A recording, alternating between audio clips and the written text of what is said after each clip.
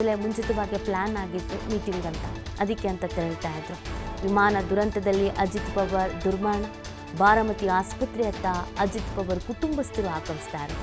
ಬಾರಾಮತಿ ಆಸ್ಪತ್ರೆಯಲ್ಲಿರುವ ಅಜಿತ್ ಪವಾರ್ ಪಾರ್ಥಿವ ಶರೀರ ಆಸ್ಪತ್ರೆ ಬಳಿ ಮುಗಿಲು ಮುಟ್ಟಿದ NCP ಕಾರ್ಯಕರ್ತರ ಆಕ್ರಂದನ. ಸಹಜವಾಗಿಯೇ ಅವರ ಕುಟುಂಬಸ್ಥರಿಗೂ ಇದೊಂದು ಆಘಾತ.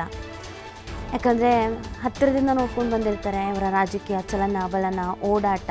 ಒಂದು ಎಲೆಕ್ಷನ್ ಬಂದರೆ ಹೆಂಗೆ ಬ್ಯುಸಿ ಇರ್ತಿದ್ರು, ಒಂದು ಪ್ರಚಾರ ಕಾರ್ಯ ಅಂದರೆ ಎಷ್ಟು ಸೀರಿಯಸ್ ಆಗಿರ್ತಿದ್ರು, ಮನೇಲೇ ಇರ್ತಿರಲಿಲ್ಲ. ರಾಜಕೀಯ ಅಂತ ಅಂದಾಗ ಅಲ್ಲಿಗೆ ಓಡಾಡು ಇಲ್ಲಿಗೆ ಓಡಾಡು ಈ ಥರದ್ದೆಲ್ಲ ತುಂಬ ಸಲ ಹೋಗಿರ್ತಾರೆ, ತುಂಬ ಸಲ ಬಂದಿರ್ತಾರೆ.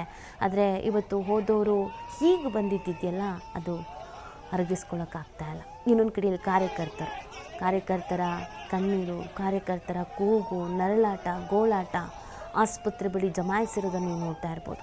ಎಷ್ಟೇ ಕಂಟ್ರೋಲ್ ಮಾಡೋ ಪ್ರಯತ್ನ ಮಾಡಿದ್ರೂ ಕೂಡ ಕಂಟ್ರೋಲ್ ಮಾಡೋದಕ್ಕೆ ಆಗ್ತಾಯಿಲ್ಲ. ಆ ಪ್ರಮಾಣದಲ್ಲಿ ಕಾರ್ಯಕರ್ತರು ಆಗಮಿಸಿದ್ದಾರೆ. ತಮ್ಮ ನಾಯಕ, ಜನಮೆಚ್ಚಿದ ನಾಯಕ, 6 ಬಾರಿ 8 ಬಾರಿ ಗೆಲುವು, ಅಧಿಕಾರ, ಉನ್ನತ ಹುದ್ದೆಗಳು, ಉನ್ನತ ಖಾತೆಗಳು ಇದೆಲ್ಲ ಸಿಗುತ್ತೆ ಅಂತಂದರೆ ಅದು ಸುಮ್ಮನೆ ಅಲ್ಲ. ಜನ ಒಮ್ಮೆ ಆರಿಸಿ ಮತ್ತೊಮ್ಮೆ ಆರಿಸ್ತಾರೆ ಮತ್ತೊಮ್ಮೆ ಆರಿಸ್ತಾರೆ ಅಂದಾಗಲೇ 3 ಬಾರಿ ಆರಿಸ್ತಾರೆ ಅಂದಾಗಲೇ ಅವರು ಜನಮೆಚ್ಚಿದ ನಾಯಕ ಅನ್ಸ್ಕೊಬಿಡ್ತಾರೆ. ಯಾಕಂದರೆ ರಾಜಕಾರಣಿಗಳು ಗೆಲ್ಲೋ ತನಕ ಒಂಥರ, ಗೆದ್ಮೇಲೆ ಒಂಥರ ಅನ್ನೋದು. ಆದರೆ ಇಲ್ಲಿ ಹಂಗಲ್ಲ. 6 ಬಾರಿ 8 ಬಾರಿ ಯಾವುದೇ ಕ್ಷೇತ್ರದಲ್ಲಿ, ಅದು ಸಹಕಾರಿ ಆಗಿರಲಿ, ರಾಜಕೀಯ ಆಗಿರಲಿ, ರಾಜಕೀಯ ಏರಿಳಿತ ಕಂಡಿದ್ರೂ ಕೂಡ ಜನ ಇವ್ರನ್ನ ಬೆಂಬಲಿಸ್ತಾ ಇದ್ರು, ಜನ ಇವ್ರಿಗೆ ವೋಟ್ ಹಾಕ್ತಾಯಿದ್ರು, ನೀವಿರಬೇಕು ಅಂತ ಇದ್ರು.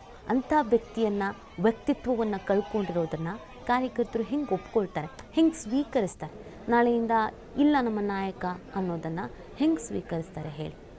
ಸೊ ಅದು ಒಂದು ರೀತಿಯಾಗಿ ಆಘಾತಕ್ಕೊಳಗಾಗಿರೋದು. ನೋಡಲೇಬೇಕು ನಾವು. ಏನು ನೋಡ್ತೀರಾ? ಸುಟ್ಟು ಕರಕಲಾಗಿ ಹೋಗಿದೆ ದೇಹ. ಅವರೇ ಅಂತ ಕಂಡುಹಿಡಿಯೋದಕ್ಕೆ ವಾಚು ಬೇಕಾಯಿತು. ಇನ್ನು ಕೊನೆಯ ಬಾರಿ ಮುಖ ನೋಡೋಣ ಅಂದರೆ ಹೇಗೆ ನೋಡೋದು, ಹೇಗೆ ನೆನಪಿಸ್ಕೊಳ್ಳೋದು, ಹೇಗೆ? ಕಂಪ್ಲೀಟಾಗಿ ಮುಖ ಚಹರೆಗೆ ಗೊತ್ತಾಗ್ತಾ ಇಲ್ಲ. ಸುಟ್ಟು ಕರಕಲಾಗಿ ಹೋಗಿರೋದು ದೇಹ. ಹೀಗಿರಬೇಕಾದ್ರೆ ಕೊನೆಯ ಬಾರಿ ಮುಖ ನೋಡಬೇಕು, ಅಂತಿಮ ದರ್ಶನ ಅಂತಾರಲ್ಲ, ಅದನ್ನು ಹೆಂಗೆ ಪಡ್ಕೊಳ್ಳೋಕ್ಕೆ ಸಾಧ್ಯ ಆಗುತ್ತೆ ಹೇಳಿ? ಇದನ್ನು ಅವ್ರುಗಳಿಗೆ ಸಹಿಸ್ಕೊಳ್ಳೋಕ್ಕಾಗ್ತಾಯಿಲ್ಲ, ಒಪ್ಕೊಳ್ಳೋದಕ್ಕಾಗ್ತಾಯಿಲ್ಲ. ಈ ಥರದೊಂದು ದುರಂತ ಸಂಭವಿಸಿದೆ ಅನ್ನೋದು.